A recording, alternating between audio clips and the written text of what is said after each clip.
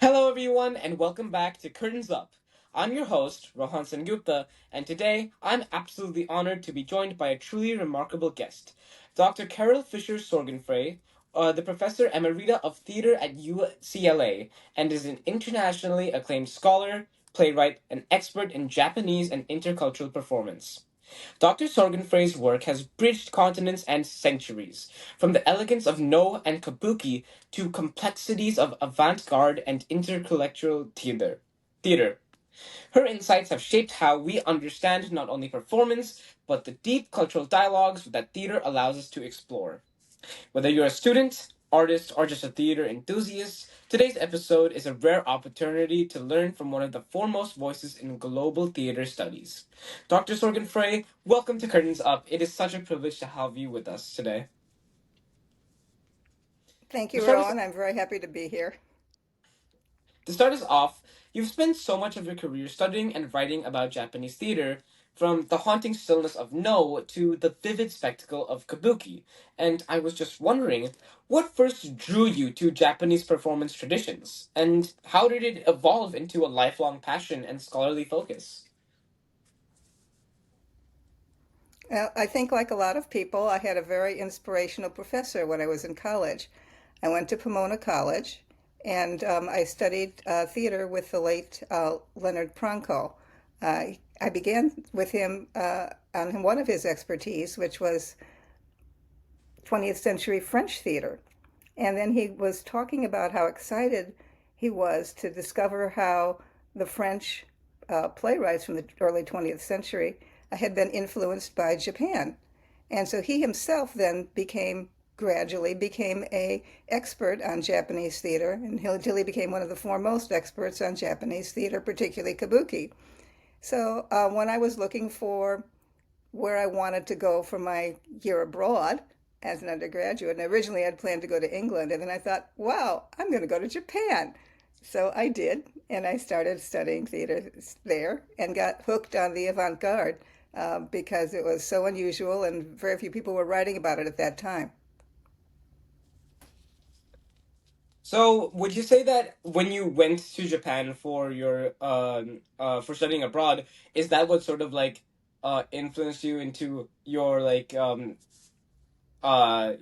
lifelong focus in fusing the cultures of Japanese plays and Western culture? That's hard to say. I guess it might have been. The first time I really did anything about that was when I was in graduate school, and for my master's thesis, I was in playwriting. I wrote a play called Medea, a Noh cycle based on the Greek myth.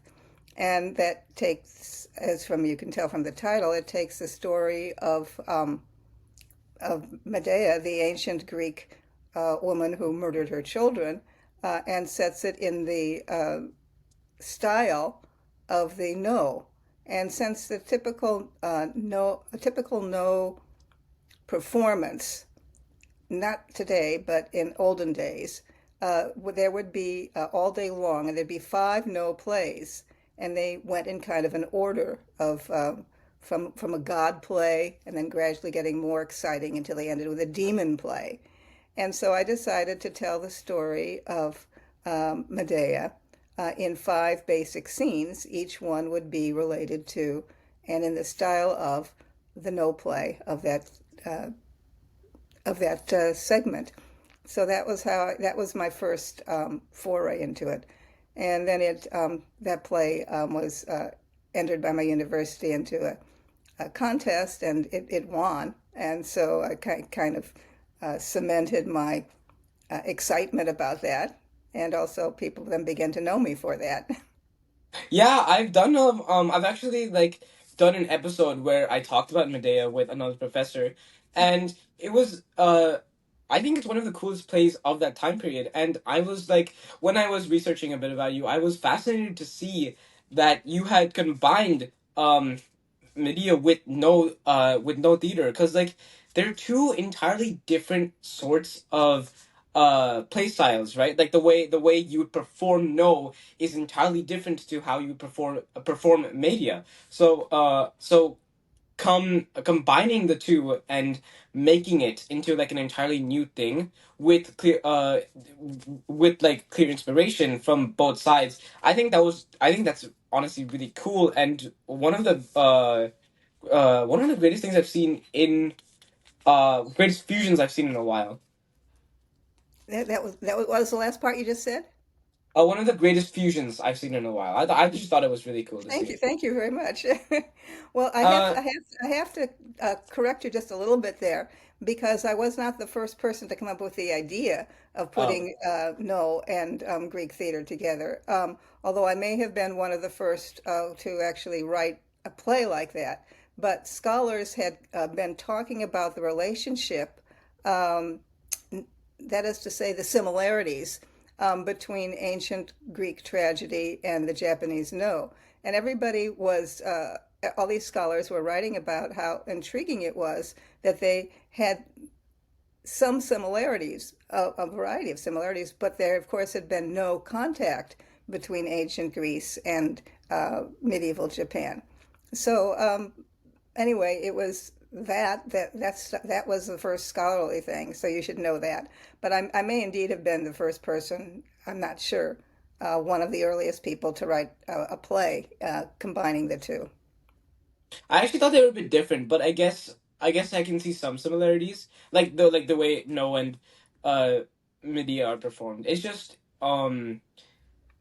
I guess I can see some similarities, but I always thought that No has its own distinct elegance to it, while the plays like Medea in that ancient time period were portrayed as more of you know tragedies, right? Because during But one of the interesting things, Rowan, is that we don't really know for sure what the Greek um, playwrights had in mind because we have the plays, we have the scripts, but as far as performance, we have no record of what those performances were like.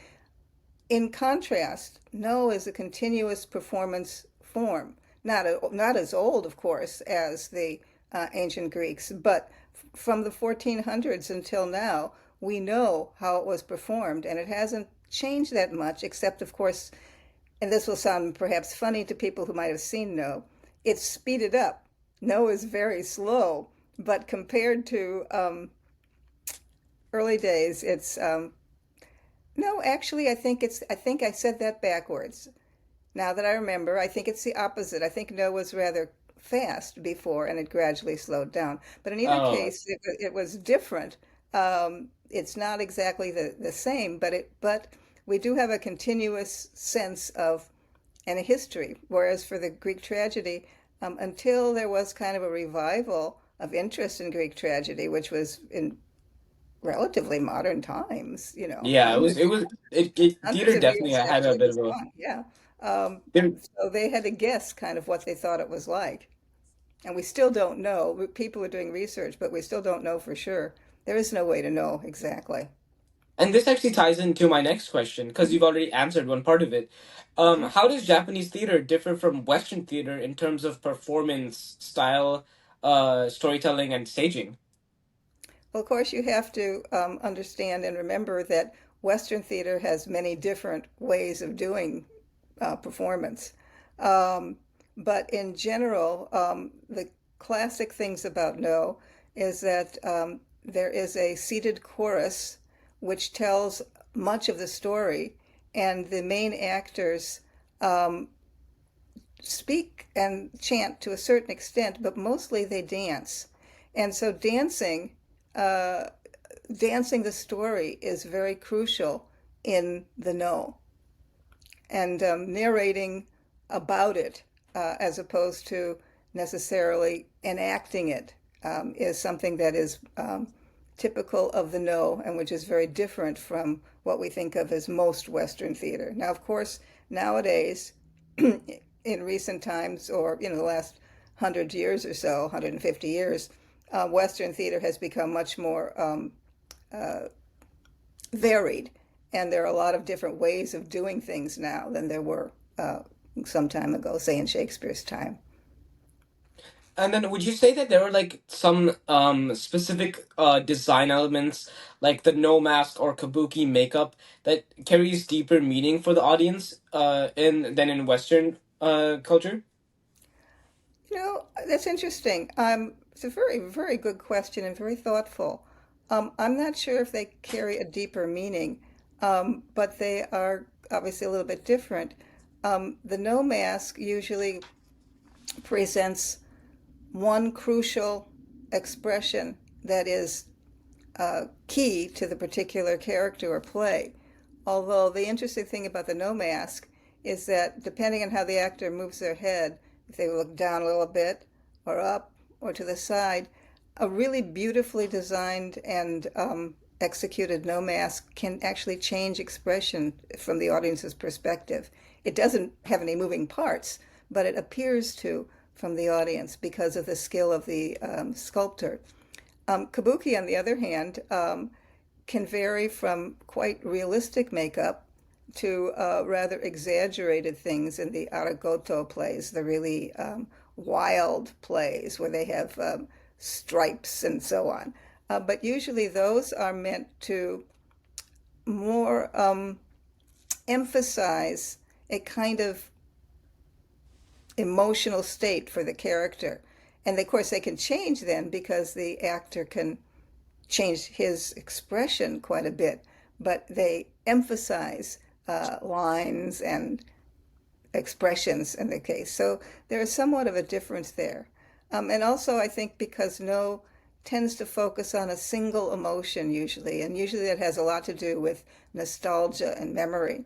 And Kabuki is much more of a present play where our people are, or characters are, discovering what's going on, sometimes reliving the past. Because, of course, there are many kabuki plays that were based on the No stories. They're just done in a more wildly theatrical way and not as staid as the No is.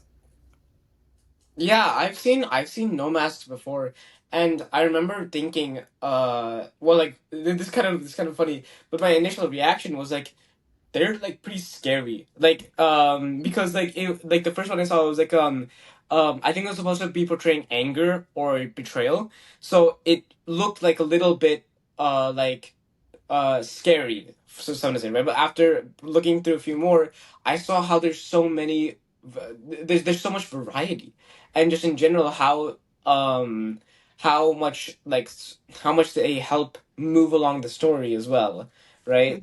And I haven't seen one yet where like they can change expressions during the middle of a play, but that sounds really cool. And just in general, like a mask that can change expressions seems like a really hard thing to achieve. So that sounds pretty awesome. Well, they don't change that much, but a little bit, and it's really has to do with two things, as I mentioned before. One is the skill of the sculptor who made the mask, because it's a very special skill to do. It's not just any old mask. And the second, of course, is the skill of the actor who brings the mask alive. Because just the slightest inclination of your head like this or like that, just the tiniest thing with certain masks can change the expression.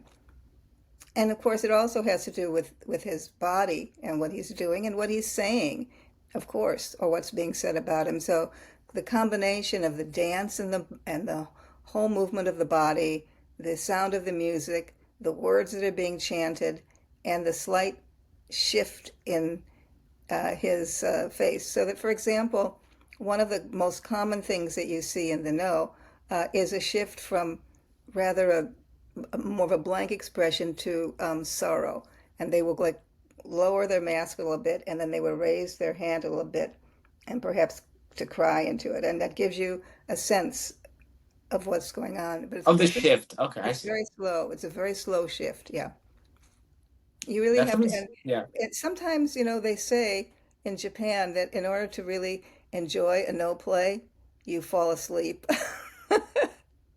And that actually happened to me one time. It was an amazing experience. I was watching I don't remember what the play was right now, but it was a very beautiful No play. And I was really quite entranced. And I found that I fell asleep, but I was still aware of exactly what was going on. I could hear it and see it. And then when my eyes opened again, I woke up and it just continued. So it's kind of a, no is kind of a dreamy state. Um, well then that actually brings me to my next question. What has been the most powerful or moving performance you've seen or studied in Japan? Would that be one of them? I think that would probably be one of them. And sadly, I don't remember what the play was. But I've seen a lot of really wonderful, wonderful theater in Japan. It's hard to rank it, although there's always certain things that are very special. In That's Kabuki, generally, certain actors are more spectacular than others.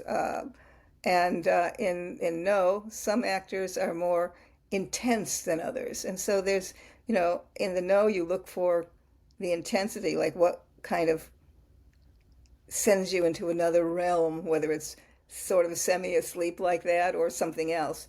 And in Kabuki, it more often excites you or makes you cry, strong emotions that you experience versus kind of a mystical experience for No, I guess. For me, at least. that sounds so funny and amazing at the same time. Just like a play that's so powerful, it sends you to sleep and you can still experience the play while you're asleep. That sounds I don't so know. I cool. don't know if that happens to other people. It was just me, and it only happened that one time, but it was really amazing. Yeah, that sounds like an amazing experience. And like were you still aware of like could you like still feel the story moving on? Or like Yeah. that's so awesome. It was like dreaming it. I was sort of semi-asleep, I guess. I don't know. I don't even know what you call it exactly, but to me, I felt like I was asleep, but I think it was just a very, very light sleep, and I was very conscious of what was going on at the same time. Um, so then, as someone navigating between cultures, how has Japanese theater influenced your own creative or academic work? Oh, well, as I said, and my playwriting tends to focus on doing fusion work, whether it's using the styles of Noh and Kabuki with a Western story or mingling mingling a Japanese story into a Western play done in a fully Western style. So that's been very important in my playwriting career, and certainly in my teaching and my research. I mean, most of my research has been, and my publications have mostly been about Japanese theater or its connections to uh, Western theater. Although I've also contributed to theater history books, world theater history books, but usually doing the Asian stuff. And when I teach regular theater, theater history, I think because of my background, I'm able to incorporate uh, Asian, both Japanese, Chinese, Indian, and Korean, and other sometimes elements into the world theater history that sometimes I think some scholars who have not become expert in that area are afraid to do. And my advice to them is always, well, if you remember that people who are experts in Japanese theater may not know as much about ancient Greek or Elizabethan theater as you do, but we have to include that too. And you can learn as much about Japanese theater without being an expert to include in an introductory course, or Chinese or whatever the form of theater is that you need to include. And I always tell people, don't be afraid of it. And if you don't know how to pronounce things, you know what? You can ask. There's a lot of people you can ask. Yeah, and And I was gonna ask, you've already answered a little bit of the question. Do you have any advice for young theater students who are curious about global performance traditions? yeah, well, that, And that that's certainly one. But the most important advice I would have is if you are able uh, to find an opportunity to study abroad, I would encourage you to do that. And it's always easier to think about traveling to Europe and studying French theater or English theater or German theater or Italian theater or one of the wonderful types of theater that exist there. And if that's going to be your specialty, if you're going to go on to graduate school and specialize in that, then of course you should do that. But if you're just interested in finding out different things, you will probably have opportunities to see Western theater in this country and maybe if you travel abroad. But you may have fewer opportunities to see Asian theater. So I would strongly suggest that if you have a choice or an opportunity to experience any of the Asian theaters in situ, you should jump at the opportunity. Yeah, absolutely. And I think that answers all my questions. We went through them really fast. Um, thank you so much for joining us today and sharing your deep knowledge of Kabuki and Noh. It was really just fun to hear you talk about the dream state of Noh and just like um your experience on it. Thank you so much. Well, thank you for inviting me, and best of luck in the future. Yeah, from the elegance of no subtle movements and the electrifying energy of Kabuki, we've gotten a rare glimpse into the riches of Japanese theatrical traditions. So thank you so much for joining us today, and I really hope you enjoyed your time here. I did. Bye.